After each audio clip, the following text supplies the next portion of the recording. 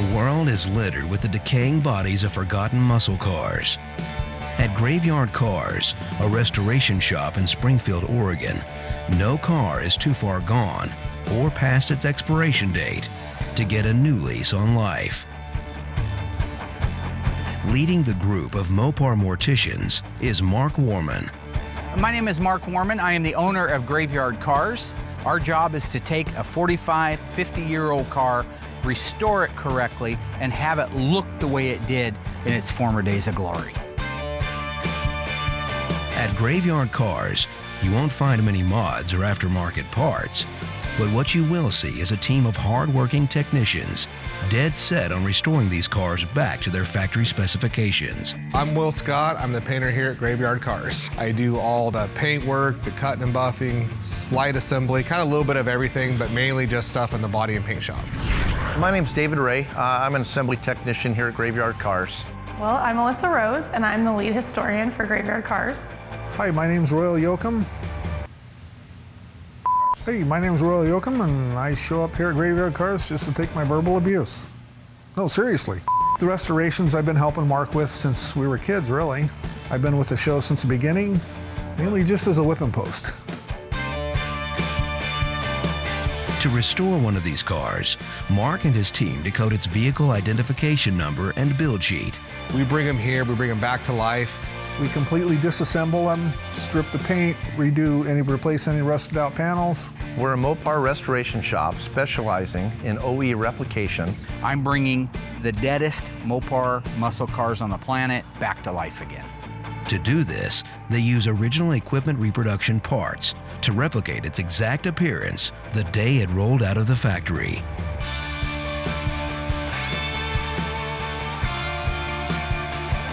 The most powerful cars can't live forever, but a limited number of Mopar muscle cars will get a second chance at life. All we have is super cool cars. One of the cars that isn't going to be the first four to go out, but is shortly after it, is our 1969 Roadrunner convertible 426 Hemi automatic, the only one in Q5 Seafoam Turquoise. On this episode, the Graveyard Ghouls can install the dash to our 1967 Hemi GTX convertible, the interior to Bill Goldberg's 1968 GTX convertible, complete and install the drivetrain to our 1969 Hemi Roadrunner convertible, and paint the car that started the show, one of 108 ever made, our 1971 Phantom Cuda. They're coming to get you, Barbara. It has been established that the unburied dead are coming back to life. I'm Mark Warman, and together we bring dead muscle cars back to life, to exactly the way they were on the day they were born.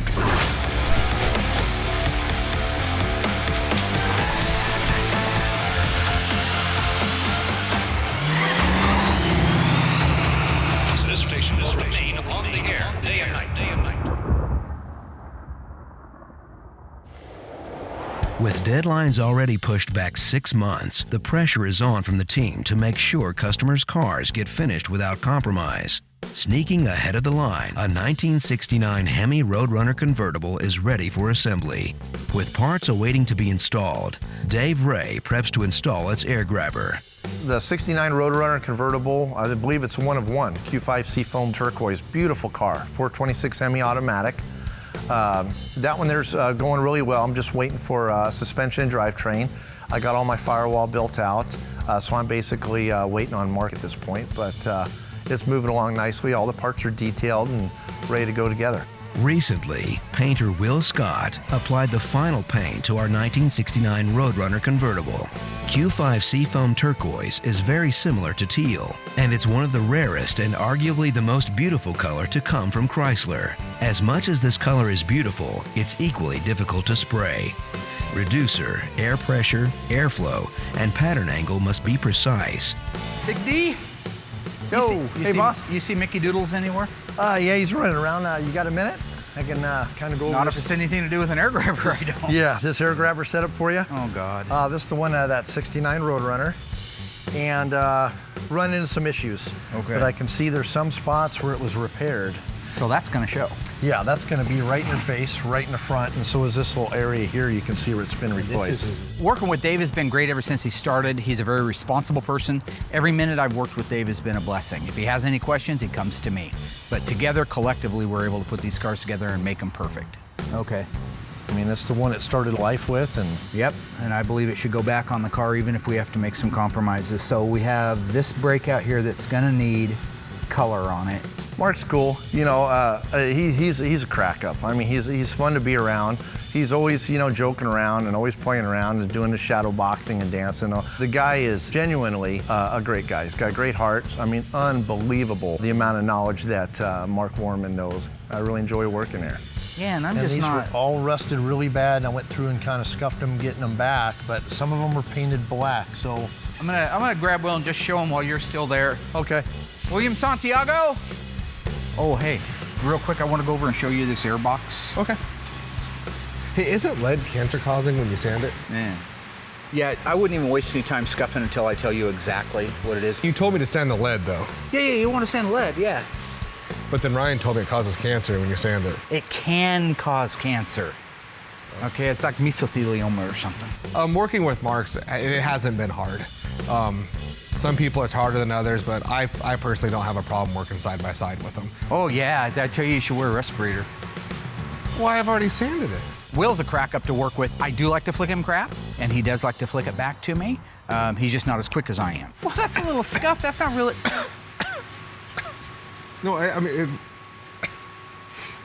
Okay, Mr. Dave pulled me over here. Now, I don't want to paint everything because we're going to lose some of its its authenticity. If you look really careful, you'll see there's white little strands. Fiberglass? It's the fiberglass strands, right? So if we just blast the whole thing to color, I have no doubt you can get the right color with my help. I don't know, I can get the right color, but yeah. So I'm basically just going to go from here over, spot in the color. Where are you wanting to shoot the whole because shot? Because I'm going to do this whole thing. No. Yes, with clear. Yes. With clear, yes. Yeah. Yeah, but you're not saying clear. Yes. Yes, I just said I'm going to spot in my color here, and then I'm going to clear the whole thing. Spot color here. Yeah, I'm going to spot color here. You just get here, that thing going. There's clear, color has to go through here. Remember how you hated the ridge in the middle of the Challenger hood? Here's what Mark's going to do. I'm going to go in there, I'm going to make the color up. It's going to be almost 100% perfect. Because he did his little thing, he's going to come out there and say, well, hey, it's not quite perfect. He'll put like a couple drops of something in it and say, now it's perfect.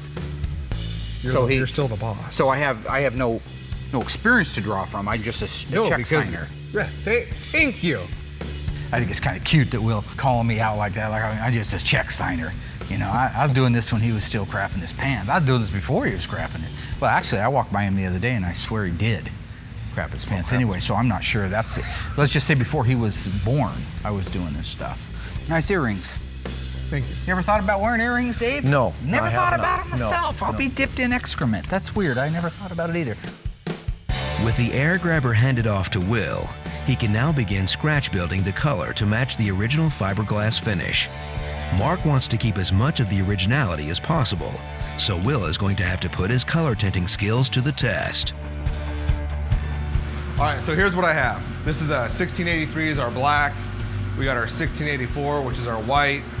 We got a 1609, which is a violet, and then the 1634, which is a brown. We've been using PPG for years, so you kind of know ahead of time what it takes to get the color exact. So I'll kind of put these in there, I'll stir it up, check it out, compare it, and then just kind of keep tinting it as I go. And then once the color's ready to go, I can just head in there and start spraying. Mixing the paint from scratch, it's a little more difficult because you can't just type it in your computer and come up with the color that you're looking for. You actually just kind of wing it a little bit, add colors in, so it's a little harder to do. It's a solid color, it's a very common color, so with this particular mix that we're doing, it's not going to be as difficult. Tinted to what he feels is right, it's time to compare it with the original. Meanwhile, Dave found out whether the rivets were a natural steel or black finish. I got with Dave, all these bolts actually stay a natural finish. Dave went out in the graveyard there. I guess we have 2 cars out there that had these on there, so he was able to look at them, and then they have bolts out that were rusted. So that tells you that they weren't painted at all. So what I'll do is I'll end up spraying my color on, and I'll get overspray on them, but I'll come back with lacquer thinner on a rag, kind of wipe them clean, and then end up clearing the whole thing, which will also prevent these from rusting in the future. So we're basically doing exactly what factory did, only it's a little bit better because I'm going to clear coat this whole thing, which will preserve it forever. So if you can get your color, you know, pretty close, you know, which I did there. So that's a pretty good match. That's actually really good. That's 30 times better than Mark could have ever dreamed of doing. So we got this whole thing laid out, ready to go. I'm gonna go in, put my paint in my gun, dust some color around the areas that need it, and then clear coat the whole thing with a semi-flat clear.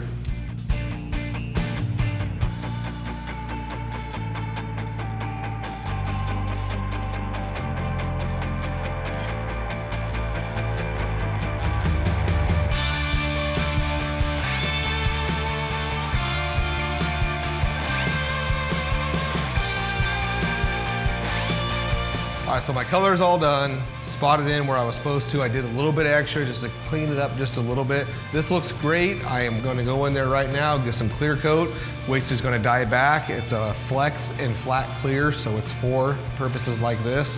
I'll clear coat the whole entire thing and give it back to Dave. It's gonna look brand new.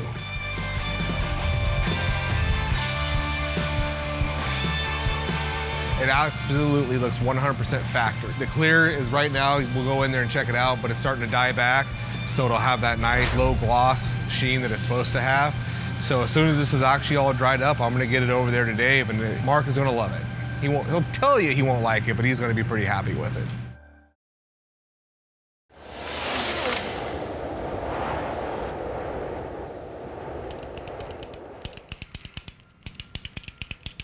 I don't give crappy jobs. Yeah?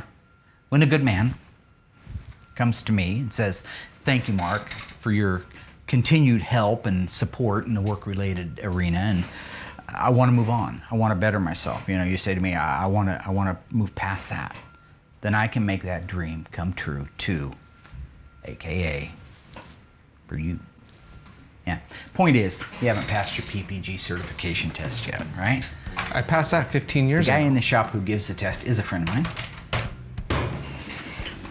Mickey, you turd stain.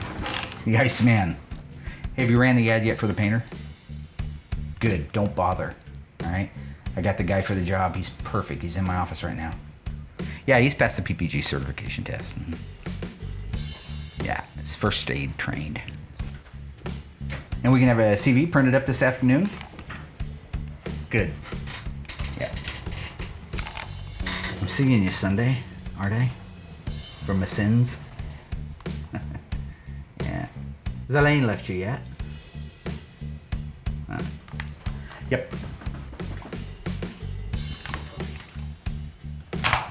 She has left him. Forgot about that.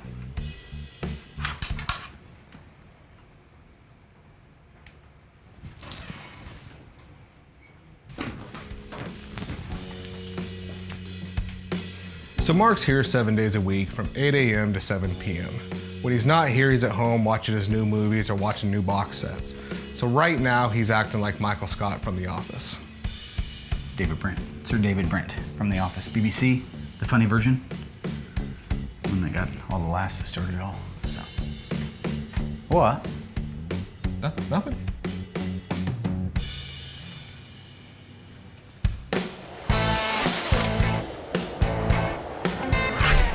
In 1967, Plymouth shook the world up with the gentleman's muscle car, the Plymouth GTX. They built 733 of them with the optional 426 Hemi.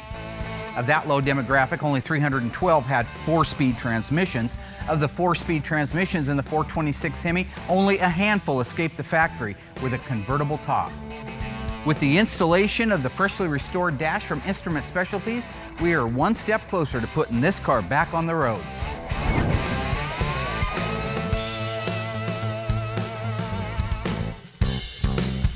I like the fact that that car's gonna be driven every day. So as far as the interior goes, we just put it back in. The car came here for strictly body and paint. So you're gonna see this car every day on the road. He's gonna be driving it through Vegas. I love this car. All right, got our dashboard back from our buddies. Let's set this back here. Get that. Do that. They do a good job. Underneath it. They do a beautiful job. You got Let's do it. Oh, they do beautiful work. Look at that. This is the little button right here that you have to push down if you want to pull the headlight switch completely out so you can take the bezel off. So just remember that if you're ever doing your own car. It's way on the top. It's way past the average human. Of course, I got little arms. I got short little arms. Yeah, but you got to figure too, you're jammed in between the seat, Steering column weighing on coming your right back down of the here. floorboard, feet going over the top of the headrest. Colon's oozing stuff out of it from your 50-year-old prostate exam. Anyway, have you got side bolts in place yet? Yeah, side bolts are in place. Okay, and this will go up here. I'll let you. You have a little. I'm gonna try getting here for you. Mark. Yeah, there it goes. Beautiful. There we go. That looks great. Good job. Oh, look at that. The holes lined up perfect. Yeah. Look at that. That's something. Yeah, that's. Oh my. Oh hell yes! I got to put on my party dress. Looks great. Let's plug it in, baby. Oh God, that looks awesome, don't it? Yeah. Beautiful. I love it. The dash went in like butter. Right now, Dave is installing all the rest of the wiring. He's plugging the plug and plays together where they're supposed to go, chasing them down, putting everything where it needs to be. Here's our goal, all right? Once he gets that dash done and everything wired in place, we're gonna be able to put a battery in it and then we can do a systems check. Convertibles are usually a little more tricky because you got the top motor and some extra electronics and extra, wiring and stuff going to the rear of the car. We have Legendary Interiors coming out here right away to put the convertible top on it, and so they need that top to be fully functional. Of all the systems that have to work when they get here, that convertible top has to, and it's all been rebuilt, it's all been detailed, so it's a multitude of things can go wrong. But if that goes right, they're here, put the top on it, we bolt the interior in it, I call Mr. Torino up, and I make his day and say, your GTX is done, sir. I'm not anticipating any problems, but you never know. You won't know until you get going on it. After the convertible top's on, we bolt the interior in it, and this thing's down the road.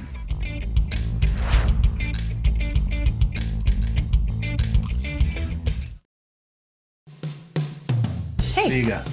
I got the parts marked out for you. Good. 71 Cuda stuff, that's what I'm working on. My dad is great as a dad. He is driven, motivated. Yeah. What do you want me to do for the rest of the day? I don't have much going on. Good news for you. Got a guy bringing over a car, wants to sell it to me. Borrow my tow truck. We'll be here in about 10 minutes. Okay. As a boss, my dad is a little crazy. Stanley Delwyn Lynch.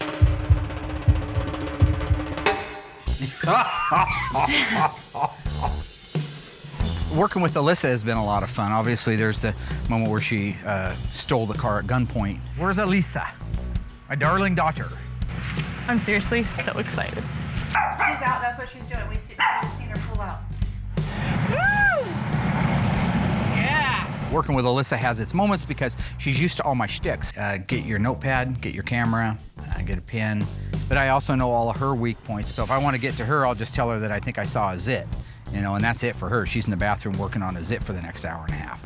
You're not gonna leave me alone. I'm not with gonna Stan, leave you though, right? alone with Like we're doing Stanley this Delwyn together, Lynch. all three of us. Yeah.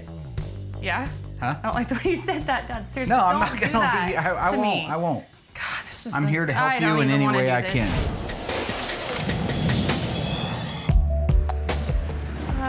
Oh, 66 Charger. How you doing, Stan?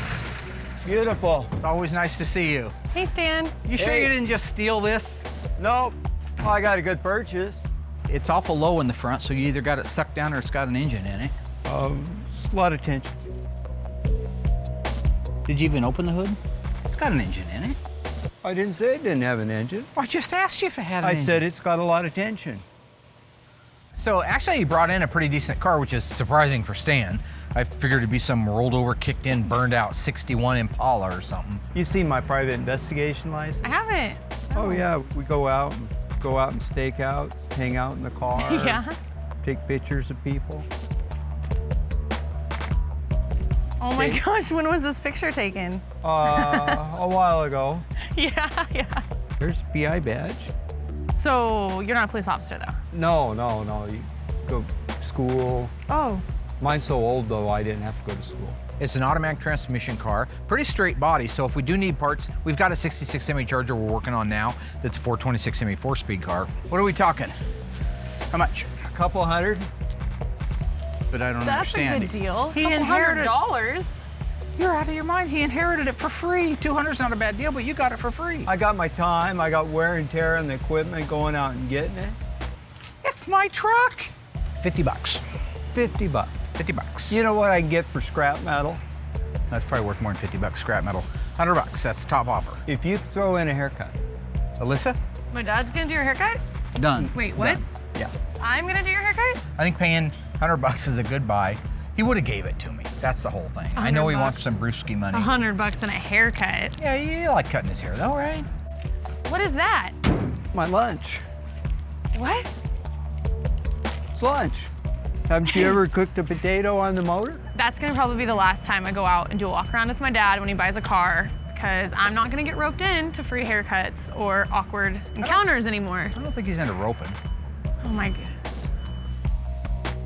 Didn't look like it cooked it very well. Yeah, I learned.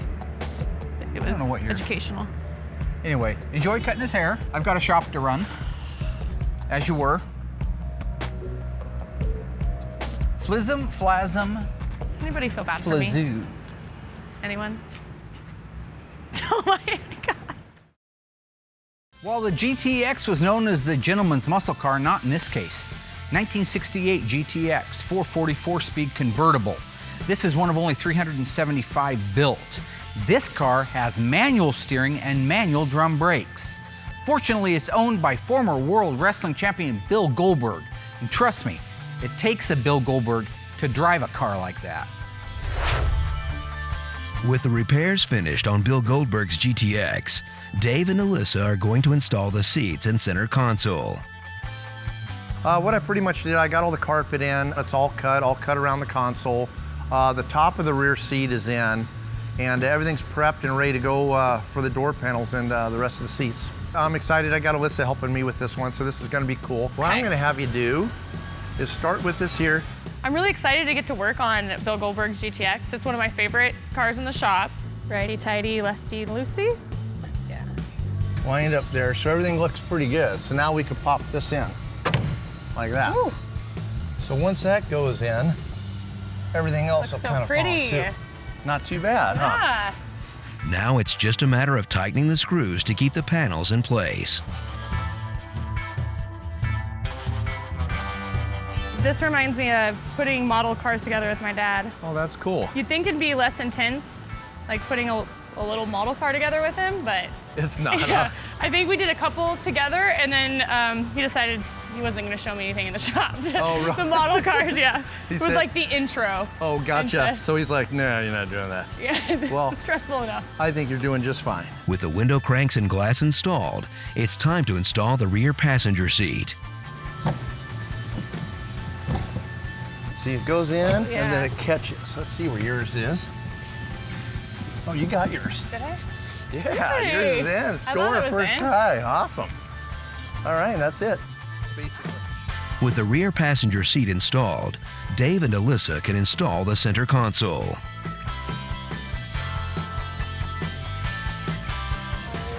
How does it look there? Pretty decent? Yeah, it looks good. Nice.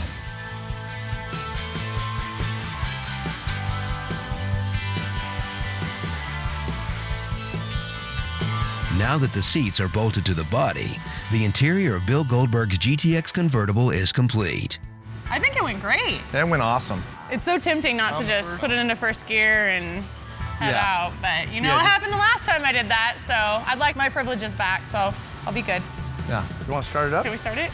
Yeah. Just make sure it's Oh, in yeah. neutral.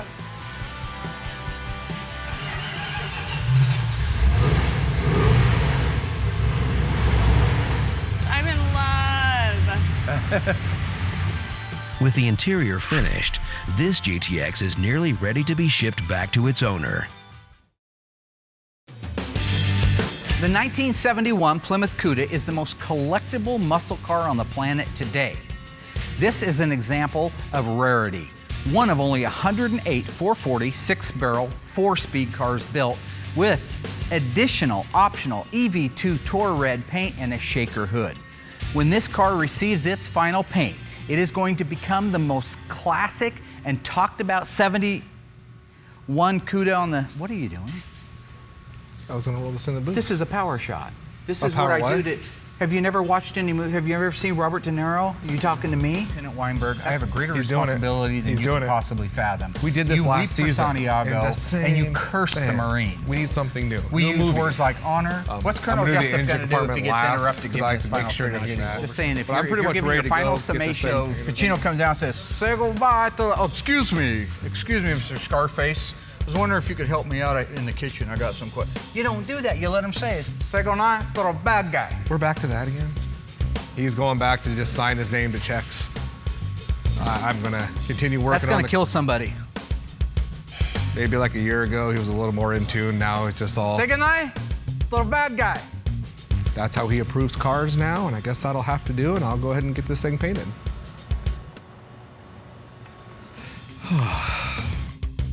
The air grabber for our 1969 Hemi Roadrunner convertible has finished curing. Dave and Allysa have been assigned to get it installed. We got the air grabber back from Will for our 69 Roadrunner convertible, that Q5 beautiful seafoam turquoise paint, one-of-one car. Alyssa's gonna help me put it in. So it's all new to me, I haven't done one yet. Meanwhile, Mark and Mike are building out the massive 426 that belongs inside of the 1969 Hemi Roadrunner convertible. The goal is to get the entire suspension installed. Why don't we start with just getting the carburetors on if you want to put the rear one on. We just got these back from Scott Smith at Harms. Beautiful, beautiful work he does. The original casting plating of the casting is right. He does a phenomenal job, so we've entrusted him with all of our carburetors. Now we're talking about numbers. This carburetor has an F like Foxtrot, an 8, and then it has 4619S. Those actually mean something. It means that they don't just go on there. Any carburetor would run on there, but the right one. So the F represents the month that this carburetor was cast, starting in January with A. So this is June of 1968. The car was actually built April of 1969. So as long as these carburetors precede the build date of the car, then these would be right for the car. The number itself, the 4619, is the correct AVS 4-barrel carburetor for the front. And so if you look at that one, it's got the same thing except with the 4621 behind it. The 4621 means it's the rear carburetor for an automatic. It would be different if this was a 4-speed car. So that's how detailed some of these casting numbers and part numbers can be with their date codes. We do not have the correct date-coded fuel pump for this engine. The owner knows that. The owner is fine with it. He's got several Hemi cars. This was an extra one he had. This is a 1966. And how I can tell it's a 1966 is if you turn it over, you go to the base. This is the base of it. You'll see A6. That's a date code. The A represents January. A always starts with January and then it goes February, so B, March would be C, April will be D, and on. The 6 is 1966, so this fuel pump, while it's been freshly restored and is beautiful, this started life on a 1966 model 426 Hemi.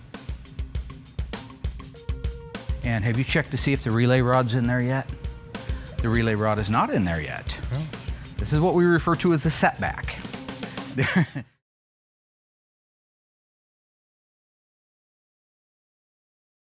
The air grabber for our 1969 Hemi Roadrunner convertible has finished curing. Dave and Allysa are going to install the air grabber. Basically, here's our unit. It's in actually 4 different pieces. You got your gasket here.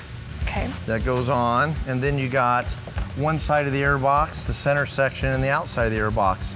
According to Allysa, she has bedazzler experience. I do. In middle school, I bedazzled. My mom went through like the bedazzling stage, and I did that with all my jeans, and it looks like a similar tool. So, yep. Same idea.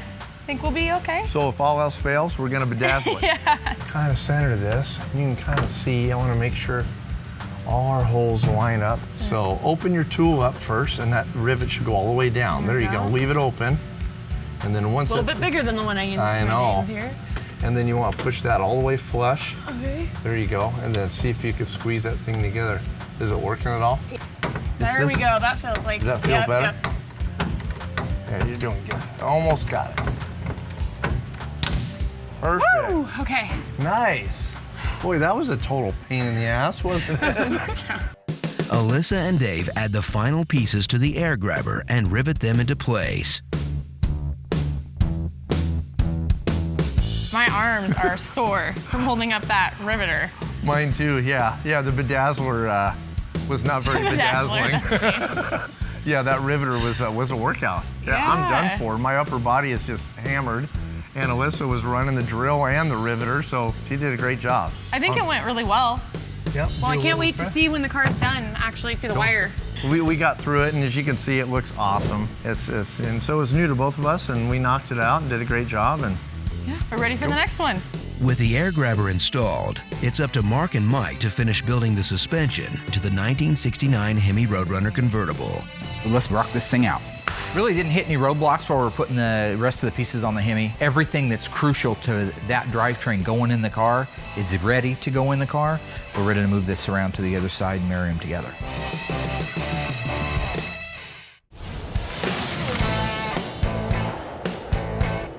With the air grabber painted and installed, Mark and the Ghouls can now install the 1969 Roadrunner convertible's massive 426 Hemi engine. Okay, let's put the rear end in first to counterbalance it. Nothing like putting an 800-pound valve. That's probably more like 11 or 1200. oh yeah. You're talking about a Q5 Seafoam Turquoise 69 Hemi Roadrunner convertible. I mean, they only made 7 Hemi Roadrunner convertibles, and it's the only one in Q5. I got grease. The shocks here are for in all these place. Bad boys. That's good. Yep, should go right into spot right there. Grab your side roll. For as big and clumsy as these cars are, there are certain components on them that just have to be dead on, straight, accurate for them to go on, and that's one of them. So it's none of that horseshoe bull crap. You got to be right on the money. Okay. So you have the front, both sides leaf spring hangers, shackle hangers, and shocks are tight? Yep. All the front perches are tight. Let's get that front end stuck together. Let's stuff that big mother bear Hemi in there. Oh yeah.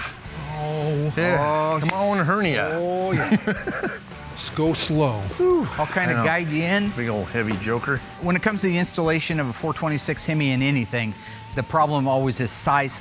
You're trying to stick this great big huge elephant engine in a regular size normal car. With as many hands as we have on deck, we shouldn't have any troubles. What you want to do is get the engine installed without beating the hell out of everything around it. Keep coming.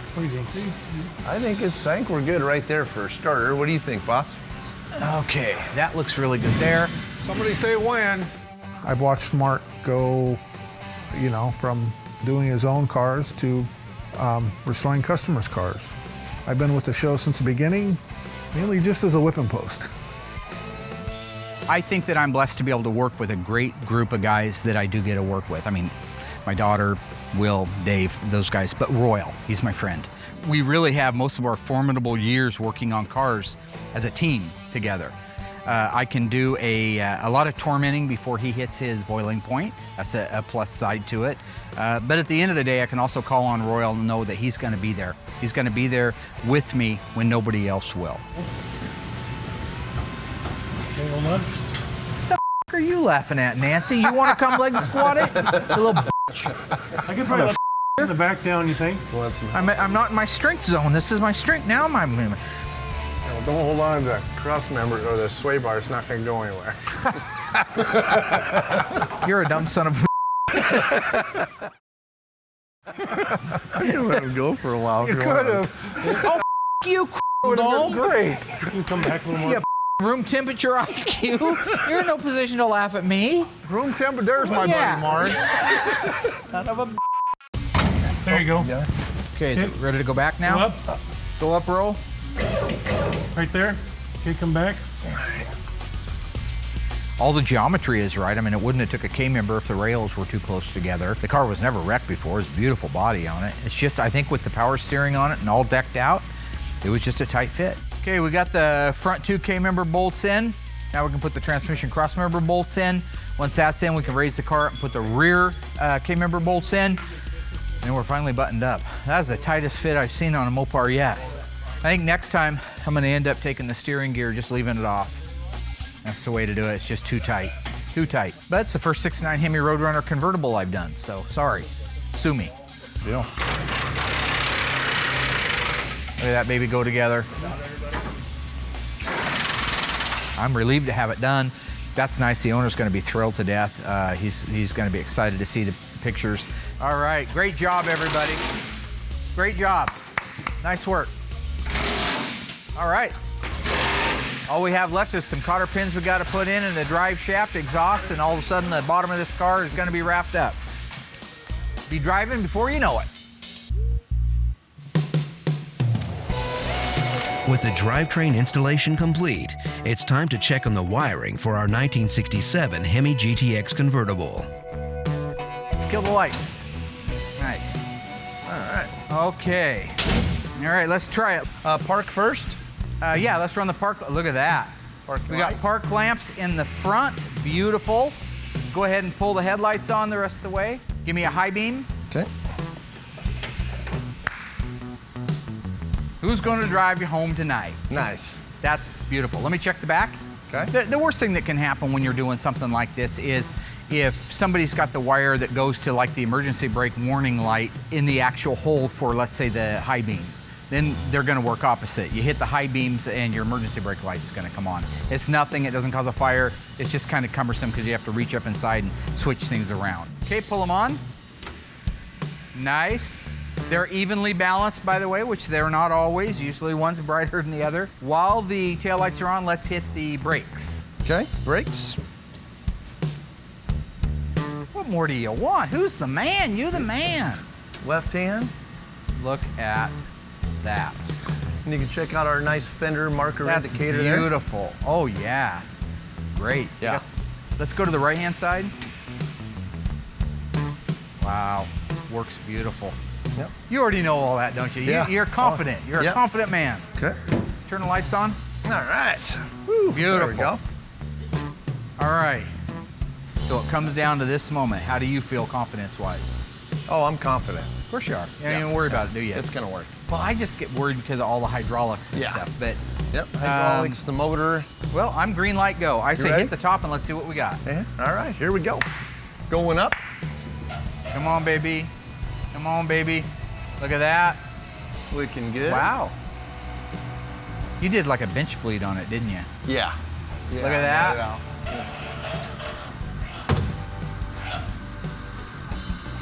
And it takes a few cycles to get her kind of broke in, but she's working good. Look at that. That's all I'm saying. You have just made it into the handful of guys in the world. Wow. Beautiful. It's a nice car. Fantastic work. That's Graveyard Carz, baby. Yep. So one of the cool things that we're doing at Graveyard Carz this year is trying to speed up the assembly process. So what we're building now are frame jigs. This is a unit that will have a series of perches on it. It's a big flat bench. Have a series of perches on it for the, what's he painting? Painting the Cuda? Phantom Cuda? No, I haven't signed off on the, hey! What are you doing? Getting ready to paint? What? No. I haven't signed off on this. Mark signed off on this a while ago. We walked around the whole car, looked at everything, gave me a thumbs up, said it was good to go. No, I didn't. You most certainly did when we were out there looking at it. No, I was starting to sign off on it, and then you started in, and I was trying to show you that I was doing my power intro. So all you right, and then we walked around the car. No, I didn't look at it close like this. You're ready to paint. This is the big one. I am ready to get in there and get orange going. The eyes go in before the name goes on. No, I don't. Are you serious? Who carries around a magnifying glass? I mean, who does? I know why he carries around a magnifying glass. I just didn't think he had it on him ready to inspect my paint job. Okay, Mark, I just want to get to paint.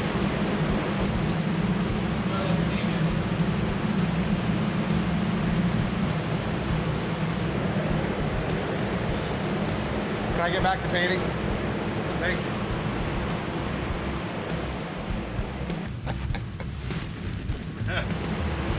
You have my blessing now to go ahead and paint it. I had your blessing 2 days ago. You're welcome.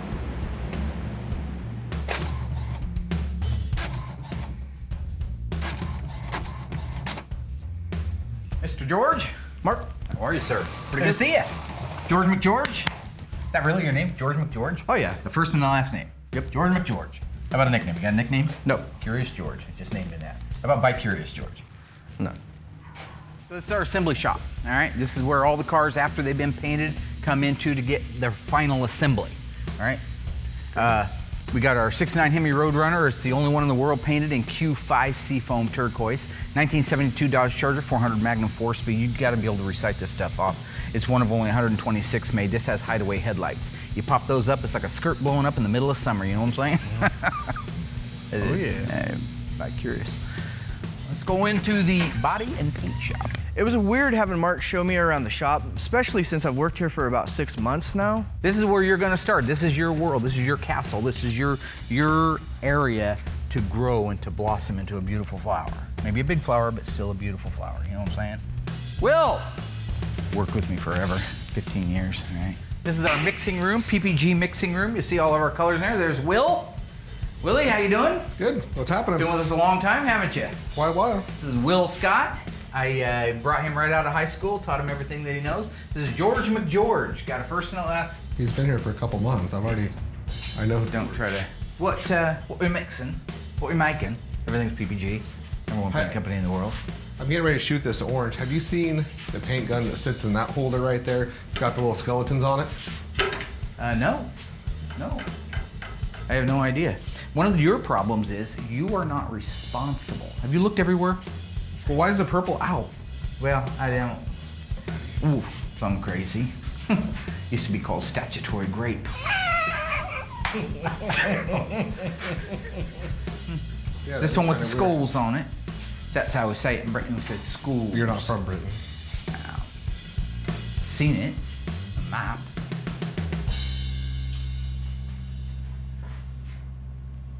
Yeah. What? Oh, that's mental. That's plumb crazy. Why would you do this? Why are you laughing?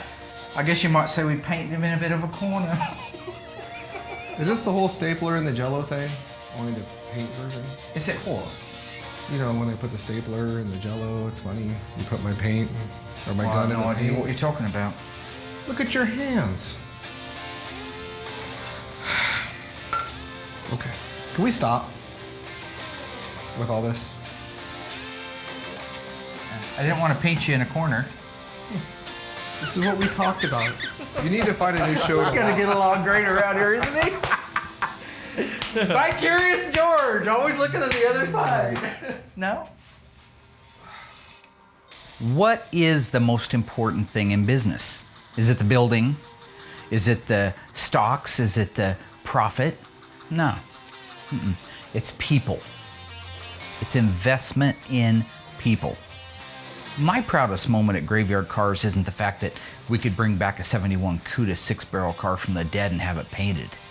It isn't putting a dash in 2 GTXs in the interior in one of the famous World Wrestling Federation champions' cars.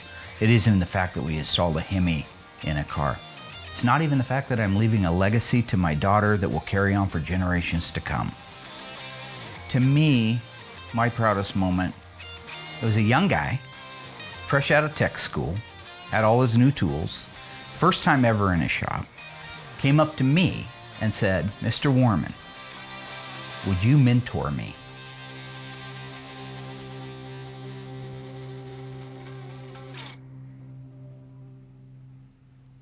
It didn't happen. He turned out to be a piece of shit. I had to let him go.